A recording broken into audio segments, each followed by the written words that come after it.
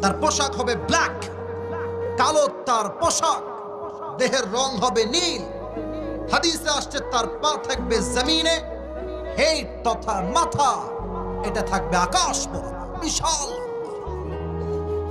এই ভয়ঙ্কর চেহারা দেখে বেনামাজি যুবক, বেনামাজি মুরব্বী, বেনামাজি মহিলা, বেনামাজি মেয়ে, তার দেহের মধ্যে একটা কম্পন তৈরি হয়ে যাবে।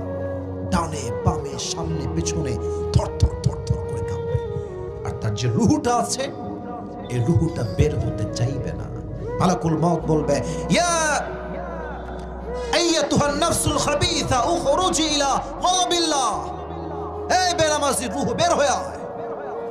একটা ধমকে বেনামাজি রুহটা থর থর করে কাঁপবে। ডানে যাবে, বামে যাবে, পেছনে যাবে, but he will never ever able to be escaped from the death, because Allah has mentioned in Surah Al-Jumu'ah, قل إن الموت الذي تفرون منه فإنه ملاقيكم. ও নবী, আপনি উম্মতদেরকে বলেন তারা কি মৃত্যুর থেকে পালাতে চায়, বাট এটা কোনো সম্ভব নয়। যে যেখানেই পালাক না কেন তাকে মৃত্যু দিয়ে পাকড়াও করবে। একজন আওয়াজ দিয়ে বলেন তো তিনি কে?